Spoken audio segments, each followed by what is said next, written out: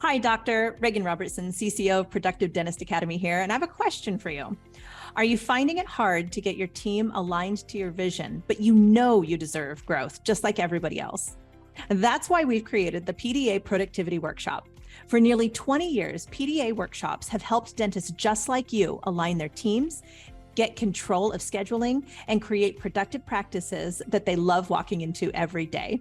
Just imagine how you will feel when you know your schedule is productive, your systems are humming, and your team is aligned to your vision.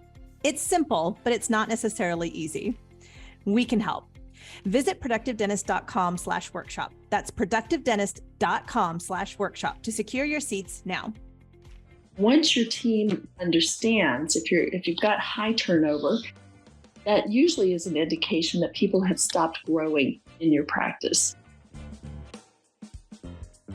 Welcome to Investment Grade Practices Podcast, where we believe private practice dentists deserve to get the lifestyle today while building an asset for tomorrow. Join your host, Victoria Peterson, to design the practice of your dreams and secure your financial independence. Let's get started.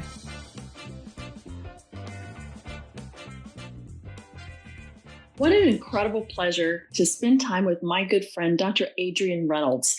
She has both a master's and a PhD in organizational management and has lived around the world, spending 18 years in the Middle East. She is an incredible woman, and her outlook on managing people and building organizations is unique. And in her bio, it says, all of my professional decisions are based on this question. Will the action or direction I take help others learn and to apply their learning? I think that is just a fantastic viewpoint as a leader. And I learned so much on my podcast with her. So let's walk through a little bit of this. Is the action that you're taking as a leader, is the way that you're delegating to your team, is it helping them to learn and grow? And is it helping them to apply the learning? What does that mean? Well, I think that you have to have time baked in for the learning to absorb. Many times we'll show people how to do something once, expect them to be an expert tomorrow, get disappointed the next week, and take it back. When that happens in your team, when others see you delegating or requesting and then pulling things back from team members, you automatically create a hesitation amongst your team. Well, if she wasn't good enough, I'm sure I'm not good enough either. This is particularly true, doctor, for women. If women feel like they can't fulfill everything on the checklist, oftentimes they don't even start. So when you're looking at growing the people, make sure that there is a learning plan. That's my invitation, is that they can already do 80% of the job well, and there's 20% growth. Adrienne talked about this, that once your team understands, if you've got high turnover, that usually is an indication that people have stopped growing in your practice. So if they can't grow and learn and contribute more, oftentimes they will find it somewhere else. And I know you're going to think they leave you for the money, and maybe they do, but it really is a sense of significance and growth and contribution. Let's explore a couple of points that she brought in from her worldview. Knowing that she had lived in the United Arab Emirates, Indonesia, Saudi Arabia, I can tell you that she has a perspective that's a lot broader than mine, and she brought in a lot of perspective about cultural restrictions. And I remember her saying that these weren't laws necessarily, or even religious. It was social, cultural tenets that were accepted in the area. So let's look at that in our business. Are there cultural restrictions in place? These are usually the unwritten rules. And I don't know how you as an owner might go about in your company to find the grapevine, but there is always a grapevine, and there are always unwritten rules. Oftentimes it's really neat when you have a new employee come in, do orientation, you give them all the written rules, and about 2 to 3 weeks into their employment, they're still excited about being there. Pull them aside and say, I know the written rules in the practice. What are some of the unwritten rules that you've learned as you've been here? Or ask your team, what are the unwritten rules? What are the things that need to be updated about our culture to make our work environment feel safe?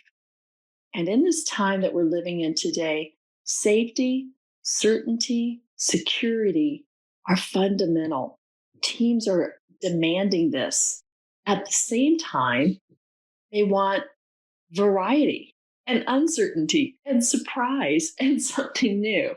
And that really is what change management is all about, is how do I build stable processes and systems where everybody has clear roles. They know the part that they're playing, and they now have the freedom to express that role in new ways, taking it in places that you may never have thought of. So once you understand what cultural restrictions might be there, let's give an example of that. Don't talk to Mary before 10 o'clock and she's had her cup of coffee. Seems innocent enough. But when you tolerate poor performance or bad behavior or attitudes with one, it will trickle throughout the company. The higher they are in their perceived level of power, the more impact that's going to have on the culture. So look for those cultural clues. It'll point you to policies that may be creating tension or anxiety amongst your team. There's a lot of variety in what that could be, but at least twice a year, review the policies in your practice. Sit down and talk to your team about their agreements, about their code of conduct, how they're treating each other, how they want to be treated in the practice. These are all foundational because as your team treats each other, it's a direct reflection on how they will treat the team. What an amazing time to think about the 4 Ps of business and the true rewards of being an owner. Adrienne really highlighted the P of people. How are we growing and developing our people? Growing your people, investing in your team is one of the best ways to grow the assets of your company. The practices are simply a collection of people doing the best they can towards a common goal.